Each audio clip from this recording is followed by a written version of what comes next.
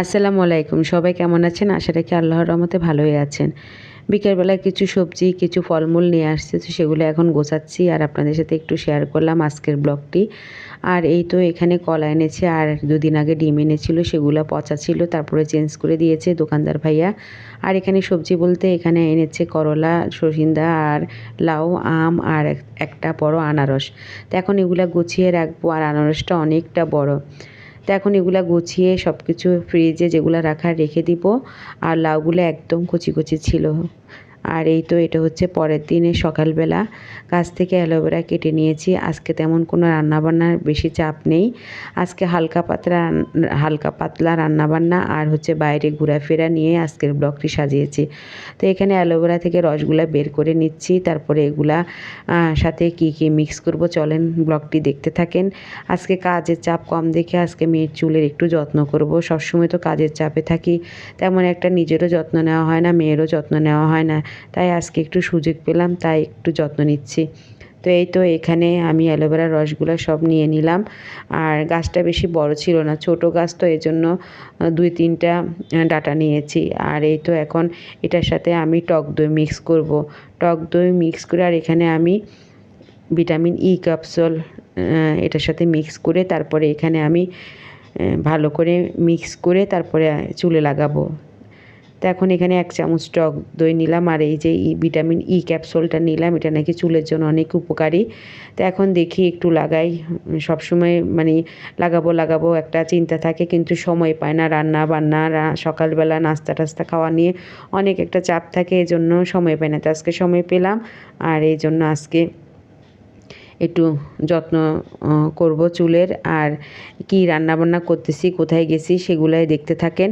তো এই তো এখানে ৩-৪টা ই ক্যাপসুল নিয়ে নিলাম, নিয়ে ভালো করে মিক্স করে নিচ্ছি।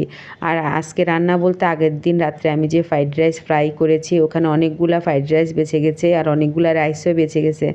তো আজকে ওগুলাই দুপুরবেলা খাওয়া দাওয়া করে নিব। আর অনেকগুলা ম্যারিনেট করা ফ্রাই আছে, সেগুলো আর কয়েকটা ভেজে নিব। আর এই তো এখানে আনারসটা কেটে নিচ্ছি, কারণ না কাটলে এটা থাকলে আবার এটা নষ্ট হয়ে যেতে পারে প্রচণ্ড গরমে। এত বড় একটা আনারস যদি পচে যায় ফেলে দিলে কষ্ট লাগবে। আর আনারস খেতে আমার কাছে ভীষণ ভালো লাগে। বাসায় তেমন একটা কেউ খায় না, আমি আর ছেলে খাই।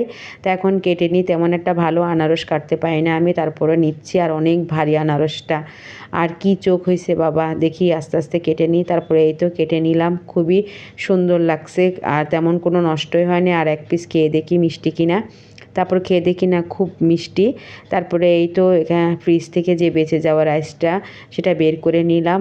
আর এখানে বাকি যে ফ্রাইড রাইস রাত্রে বেঁচে গিয়েছিলো, এখন এগুলা মিক্স করে সুন্দর করে আর একটু রান্না করে নিব। আর এই তো এখানে অনেকগুলো চিকেন ফ্রাই রয়ে গেছে, তো এগুলা গরম করব। আর এই তো ফ্রাইড রাইসের সাথে আমি রাইসগুলা মিক্স করে নিচ্ছি। তো এগুলা সবগুলা মিক্স করে নিলে একদম দুপুরবেলা সবার ভরপুর খাওয়া দাওয়া হয়ে যাবে। তো এখানে আমি সবগুলা রাইস ঢেলে দিয়েছি। এখন এখানে আমি ডিমও মিক্স করে নিব। আগের দিন রাত্রে যেভাবে ডিম মিক্স করে নিয়েছি, এটার সাথে 2টা ডিম ভেজে মিক্স করে নিব। তো এখানে এই তো আমি সামান্য পরিমাণ এখানে আমি মরিচের গুঁড়ো দেবো আর একটা মাখন দিয়ে দিলাম, আর দিয়ে দিব আমি এখানে চিনি। তো আগের দিনও আমি মাখন দিয়ে করেছি, আর তেল না দেওয়াটাই ভালো, মাখন দিলেই ভালো, পুষ্টিকর একটা জিনিস মাখন। আর এখানে সামান্য পরিমাণ চিনি দিয়েছি। আগের দিনও কিন্তু আমি ফ্রাইড রাইসে চিনি দিয়েছিলাম। আর এই তো এখন ভালো করে এটা ভেজে নিচ্ছি। আর পাশের চুলায় আমি কড়াই বসায় দিয়েছি, সেখানে ডিমগুলো আমি দিয়ে দিব। দিয়ে এখন ডিমটা ভালো করে ভেজে ফ্রাইড রাইসের সাথে মিক্স করে নিব। তো এই তো আমি ডিমটা ভেজে নিচ্ছি, এখন ফ্রাইড রাইসের সাথে মিক্স করে নিচ্ছি। মিক্স করে তারপরে সুন্দর করে আমি এখানে 2টা কাঁচামরিচ কুচি দিয়ে ঢাকনা দিয়ে রাখবো। তো এই তো আমার ফ্রাইড রাইস রেডি এখানে। আর এখন ওই ম্যারিনেট করা চিকেন ফ্রাই যে কয় পিস বেঁচে গেছে সেটা বের করে নিয়েছি, সেটাও ভেজে নিব। তো এখন ভালো করে মিক্স করে নিয়ে তারপরে আমি এখানে কাঁচামরিচ কুচি দিয়ে দিচ্ছি, দিয়ে তারপর ঢাকনা লাগিয়ে রেখে দিব। সুন্দর দমে কাঁচামরিচের গ্রানটা একদম ফ্রাইড রাইসের সাথে ঢুকে দারুণ একটা গ্রান হয়ে যাবে। তো এই তো আমার ফ্রাইড রাইস কমপ্লিট। এখানে এই যে কয়েক পিস 4 পিসের মতো ফ্রাই ম্যারিনেট করা আছে, এগুলো এখন ভেজে নিব। তারপরে এখানে আমি ওস্ট নিয়েছি আর ময়দা। তা আমি ওস্ট দিয়েই আর ময়দা দিয়ে সবসময় ফ্রাই করি, আমার কাছে ভীষণ ভালো লাগে। আপনারাও একদিন ট্রাই করে দেখবেন, ভীষণ ভালো লাগবে, খুব মজা লাগে এভাবে যদি ফ্রাই তৈরি করেন ওটস দিয়ে। আর ময়দা তো দিতে হয় ফ্রাই করার সময়। এই তো ভেজে নিচ্ছি, আর যেগুলো বেঁচে গেছে এগুলো এই ফ্রাই ভাজা হয়ে গেলে ওগুলো তেলের মধ্যে দিয়ে গরম করে নিব। তো সব কিছু প্রায় এখানে ভেজে নিছি। আর কালকে যে আম আনছিল আমগুলো দেখতেছি পচে টচে যাচ্ছে কি না।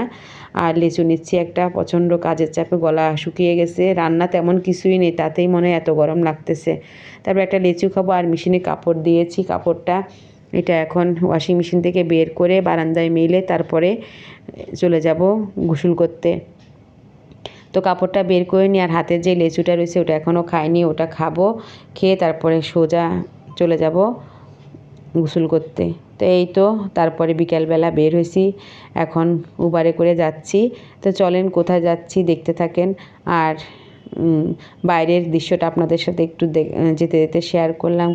খুবই সুন্দর আকাশটা আজকে, এত ভালো লাগছে আকাশের দৃশ্যটা দেখে, মন চাচ্ছে শুধু বাইরের দৃশ্যগুলাই দেখি। তারপরে এই তো চলে আসলাম মার্কেটে। আর মার্কেটে আসলে আমি ভিডিও করতে পারি না, কারণ আমি নিজে দেখতে দেখতে দিন চলে যায়, কি আর ভিডিও করব। আমার কাছে মার্কেটে জিনিসপত্র দেখবো না ভিডিও করব, ওই চিন্তায় থাকি। আর এই তো এখানে অনেকগুলা ললিপপ, মানে কি বলে এগুলা, কুলফি আইসক্রিম, তারপরে ললিপপ আইসক্রিম যাই বলুক, তারপরে খেলাম। আর হাজব্যান্ড বলল যে বাসায় যে আজকে রান্নাবান্না করার দরকার নেই, বাইরে খেয়ে একবারে বাসায় চলে যাব। তারপরে এখানে এই তো সব কিছু অর্ডার দেওয়া হয়েছে, তারপর খাওয়া দাওয়া করে বাসায় চলে গেছি। তো আজকের ব্লগটি এই পর্যন্তই। আল্লাহ হাফেজ।